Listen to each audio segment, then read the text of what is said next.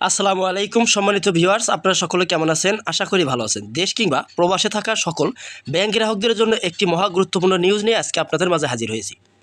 বিগত দিনে ব্যাংক গ্রাহকরা তাদের আমানতের টাকা পুরোপুরি ফেরত না পেয়ে আন্দোলনে গিয়েছিল, কিন্তু এখন আরও বড় আন্দোলন করার সময় এসে গেছে। প্রিয় দর্শক, আপনারা জেনে আরও দুঃখ পাবেন যে মুনাফাহীন 17 ব্যাংক CSR শূন্য 11 সংকটে ব্যাংক খাত। এই 11টি ব্যাংকের থেকে 17টি ব্যাংক হয়েছে মুনাফাহীন। তাহলে গ্রাহকদের টাকা পাওয়ার আস্থা কি শেষমেশ কমে যাচ্ছে? আসুন বিস্তারিতটি জেনে নিই। খেলাপি ঋণ মূলধন ঘাটতি ও দুর্বল ব্যবস্থাপনায় বাড়ছে ঝুঁকি।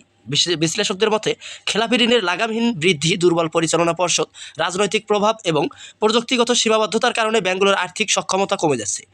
আর সরকারি প্রভাব পড়েছে সামাজিক দায়বদ্ধতা কার্যক্রমে। প্রিয় দর্শক, আপনারা যদি আমাদের চ্যানেলটিতে একদম নতুন হয়ে থাকেন তাহলে অবশ্যই চ্যানেলটিতে সাবস্ক্রাইব করে লাইক কমেন্ট শেয়ার করে আমাদের পাশেই থাকবেন। আপনাদের একটি লাইক কমেন্ট শেয়ারের মাধ্যমে আমাদেরকে নিত্য নতুন সব নিউজ উপস্থাপন করতে উৎসাহ যোগায়। দেশের ব্যাংকিং খাতে আর্থিক দুর্বলতা ও সুশাসনের সংকট আরও স্পষ্ট হয়ে উঠেছে।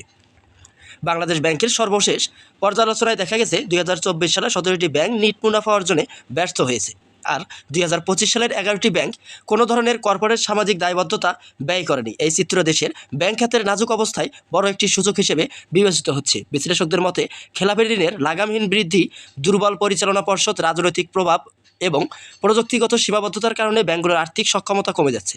এর সরাসরি প্রভাব পড়েছে সামাজিক দায়বদ্ধতা কার্যক্রমে।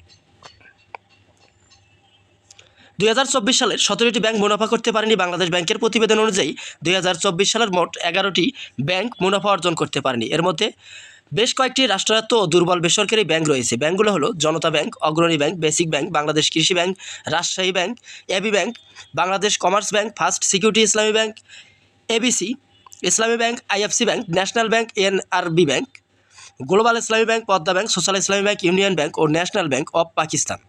মুনাফাহীন প্রধান কারণ হিসেবে উঠে এসেছে উচ্চ খেলাপি ঋণ, অনাদায়ী সুদ আদায়, পরিচালনা ব্যয়ের বৃদ্ধি, দুর্বল বৃদ্ধি, ঝুঁকি ব্যবস্থাপনা, ঋণ বিতরণের অনিয়ম এবং রাজনৈতিক প্রাতিষ্ঠানিক প্রভাব। বিশেষ করে রাষ্ট্রায়ত্ত ব্যাংকগুলোর দীর্ঘদিন ধরে অনিয়ম, ঋণ বিতরণ এবং পূর্ণ তফসিলের কারণে চাপে রয়েছে। অনেক ব্যাংকের মূলধন ঘাটতি এটাই বেড়েছে, যা নিয়মিত ব্যবসায়িক কার্যক্রম চালাতেই হিমশিম খাচ্ছে।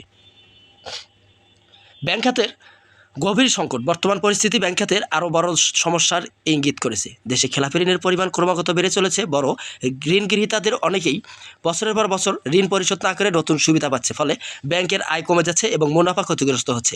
বিশ্লেষকদের মতে সমস্যার মূল কারণ হলো খেলাপি ঋণের লাগামহীন বৃদ্ধি। বিশেষ করে রাষ্ট্রায়ত্ত ব্যাংকগুলো সবচেয়ে বেশি ক্ষতিগ্রস্ত, দুর্বল কর্পোরেট সুশাসনের অভাবে।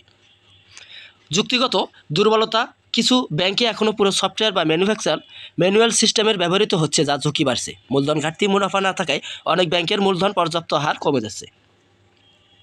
বিশ্লেষকরা আরও মনে করেন ব্যাংক খাতে স্থিতিশীল করতে জরুরি পদক্ষেপ প্রয়োজন। এর মধ্যে উল্লেখযোগ্য হলো খেলাপি ঋণ পুনরুদ্ধার, বড় ঋণ খেলাপিদের বিরুদ্ধে কঠোর আইনি ব্যবস্থা নিতে হবে, সুশাসন নিশ্চিত করা।